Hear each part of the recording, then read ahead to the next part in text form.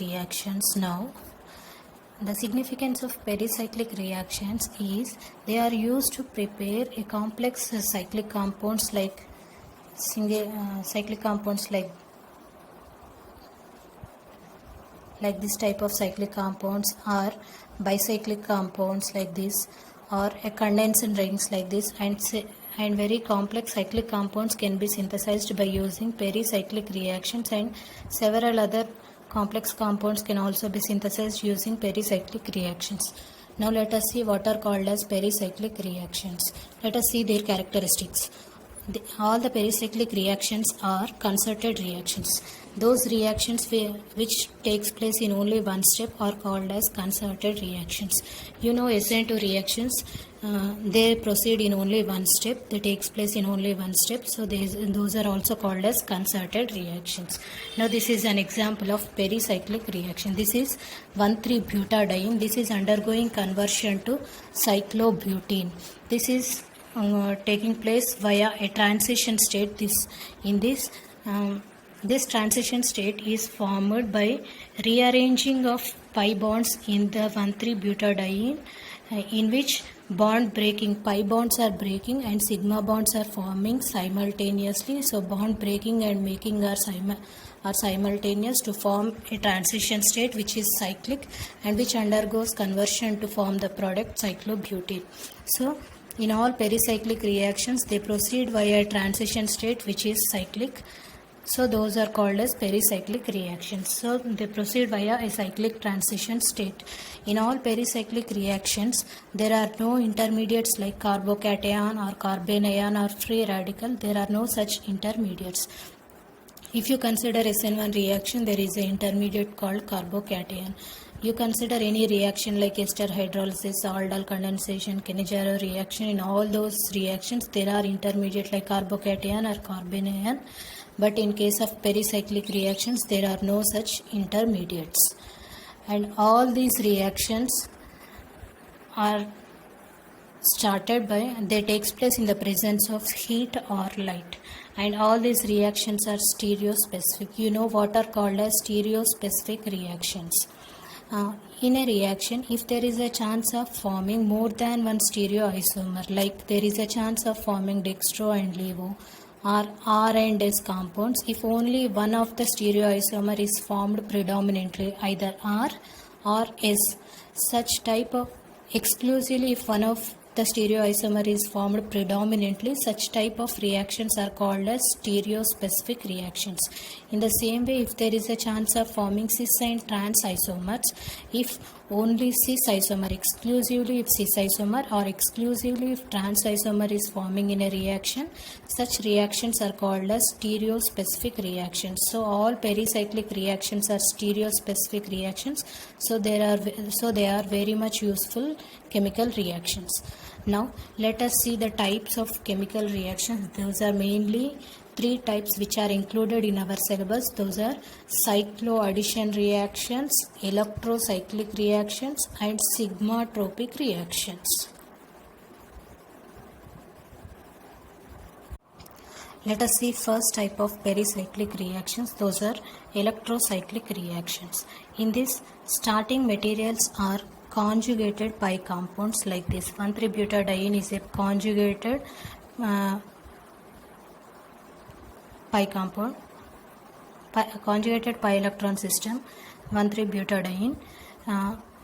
In this, the pi bonds undergo rearrangement to form a new sigma bond at the ends of the conjugated pi system.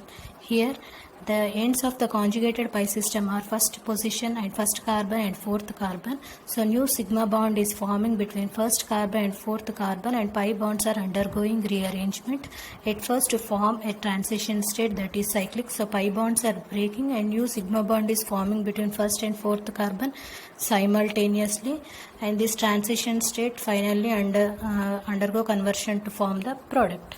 In this, there are, in 1,3-butadiene, there are two pi bonds. Each pi bond is formed by 2 electrons. So there are 2 pi bonds. So totally, how many pi bonds? Totally 4 pi electrons are there. Each pi bond is formed by 2 electrons. There are 2 pi bonds. So 4 pi electrons are there. So this type of reactions, electrocyclic reactions, are called as 4 pi electrocyclic reactions. Now let us see another example. This is 1,3,5 hexatriene.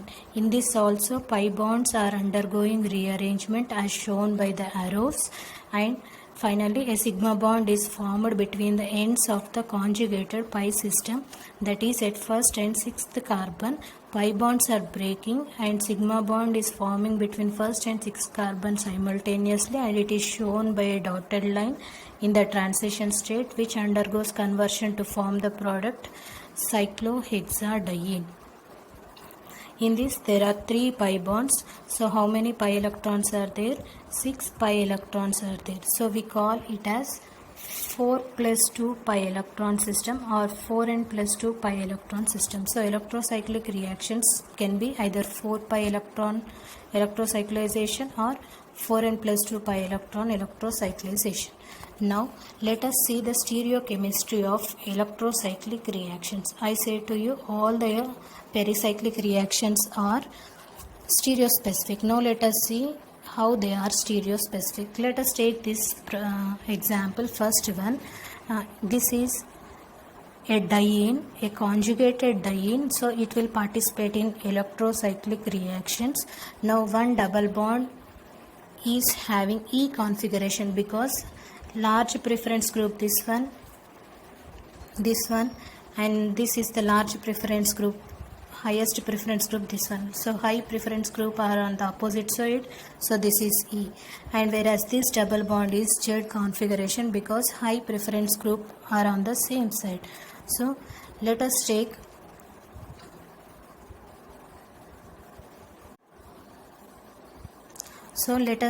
this diene and let us see what is the product under thermal conditions or by heating. By heating, in order to know the stereochemistry, you consider this CH3H as one V, and in thermal conditions you have to rotate these two groups shown by V in same direction, either clockwise or anti-clockwise as shown here. If you rotate both of them clockwise, this CH3 will come upwards and this CH3 will also come upwards as shown here. In thermal conditions, always you have to rotate in conwise. Con rotation means rotating these two groups, these two shown by V, either in clockwise direction or in anti-clockwise direction. If you rotate in clockwise direction, you are getting this as the product. Whereas the same compound, this EZ configuration diene, this same compound under photochemical reaction, that is under light H nu, you have to rotate at one double bond in clockwise direction and other double bond in anti-clockwise direction. Disrotatory means rotating one bond in clockwise direction and another in anti-clockwise direction. So by rotation of one bond in clockwise, you are getting this CH3 to the top and H to the bottom, and by rotating this in anti-clockwise direction, H to the top and CH3 to the downwards. So finally the methyl groups here are in the trans, so this product is trans, and here the methyl groups are on the same side, so the product is cis. So we can say that same starting materials here, but under thermal conditions, even though there is chance of formation of cis and trans, we obtained only cis here. Whereas in photochemical conditions, even though there is chance of forming cis and trans here also, here exclusively we got trans compound. So other compound will not form, here only trans compound will form. So we say so we can say that pericyclic reactions are stereospecific reactions. You try this example under thermal conditions by con-rotatory, you will get trans product only. You try this. So if you want to cis product, you have to perform the reaction under thermal condition, and if you want a trans product, perform the reaction under photochemical reactions. But anyhow, all pericyclic reactions are stereospecific reactions, and the Configuration you obtained under thermal conditions and photochemical conditions are complementary to one another. Dear students, in this video we shall learn frontier molecular orbital approach to predict feasibility of pericyclic reactions, that is to know whether a reaction is possible in the presence of light or in thermal conditions. To understand FMO approach, knowledge of molecular orbitals is needed. Molecular orbitals are formed by the linear combination of atomic orbitals. Linear combination will take place in addition method or subtraction method when p orbitals having two lobes of same sign overlap. Such type of overlap is called as addition method, and it is called as constructive interference that lead to the formation of bonding molecular orbital. When the overlapping orbitals having the lobes of opposite sign will overlap, that is called as destructive interference. It lead to the formation of antibonding molecular orbital psi star. In case of bonding molecular orbital, the electron density in between the nucleus is more, whereas away from the elements or the nucleus it is less. In antibonding molecular orbital, electron density between the nucleus is less, whereas outside the nucleus it is more. When the electron density is less, we call it as a node. So always destructive interference or subtraction method of overlap will lead to the formation of node. And here two p orbitals are involving in linear combination, so we obtain two molecular orbitals. If n number of atomic orbitals involve in linear combination, that leads to the formation of n number of molecular orbitals. Now we shall observe the molecular orbitals in case of unsaturated compounds.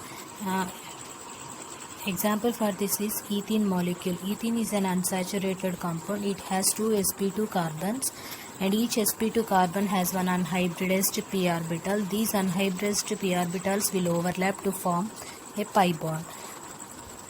Now what molecular orbitals will be formed by using these two p orbitals? We shall draw now. Two p orbitals will involve in linear combination to form pi molecular orbitals. As two p orbitals are involving in linear combination, so we will get two molecular orbitals. We call them as psi1 and psi2. And these two p orbitals again can overlap by constructive interference like this, or a destructive interference plus minus overlap like this. This constructive interference will lead to the formation of bonding molecular orbital psi1, and destructive interference or subtractive method of overlap will lead to the formation of antibonding molecular orbital psi2. We shall observe the symmetry properties of psi1 and psi2. Let us take an imaginary plane passing in between the molecular orbital like this, and this plane will divide the molecular orbital into two equal halves, and one half is the mirror image of other half. So we say that this is there is plane of symmetry in psi1. So psi1 is symmetric with respect to sigma plane of symmetry. And examine whether sigma is there in psi2 or not. Again assume an imaginary plane passing in between the molecular orbital psi2 like this, and this is not dividing the molecule into molecular orbital into two equal halves. Here plus is there and here minus is there. These two are not mirror images of one another. So in psi2 there is no plane of symmetry sigma. So we say that it is antisymmetric with respect to sigma. Now check out whether C2 rotational axis is present in psi1. C2 means rotation of the molecule or orbital by 180 degrees. Now assume an imaginary axis passing in between the molecular orbital and assume that that imaginary axis is perpendicular to the plane of the screen. By rotation about this imaginary perpendicular axis, the negative lobes will go upwards and positive lobes in the psi1 will come downwards. So we are not getting the identical arrangement of molecular orbital as psi1. So there is no C2 in psi1, so we say it as antisymmetric with respect to C2. In the same way, see whether C2 is present in psi2 or not. Again assume an imaginary axis passing through the center of the molecular orbital psi2, and assume that that axis is perpendicular to the plane of the screen and rotate by 180 degrees.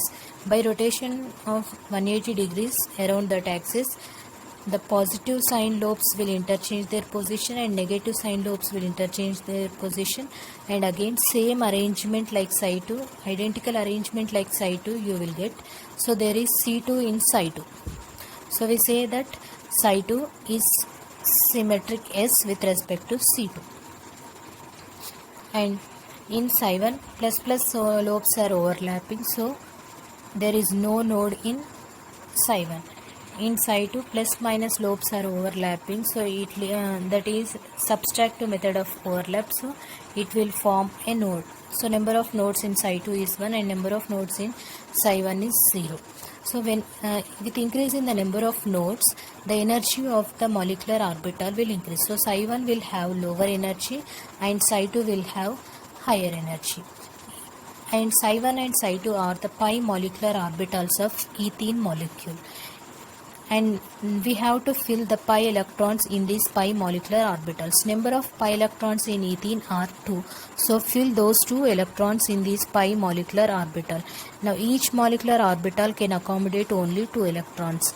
And fill the electrons in the molecular orbitals in the same way as you fill in atomic orbitals in the order of their energy. So fill the electrons in the lowest energy orbital first, psi1, and then in the psi2.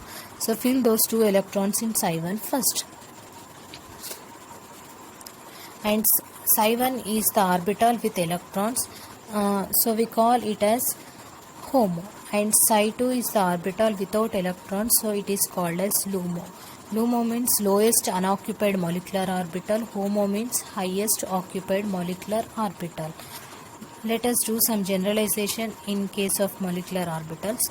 In all odd numbered molecular orbitals like psi1, psi3 and psi5, plane of symmetry will be present. So they are symmetric with respect to sigma. In psi2, psi4, psi6 are all even numbered molecular orbitals.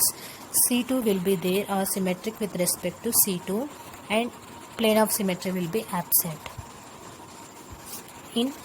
And one more shortcut is, in all 1, 3, 5 molecular orbitals or odd numbered molecular orbitals, on end p orbitals the lobes, same sign lobes are on same side. So plus lobes here on same side. On odd numbered molecular orbitals like 2, 4, 6, same sign lobes on end p orbitals will be on opposite side.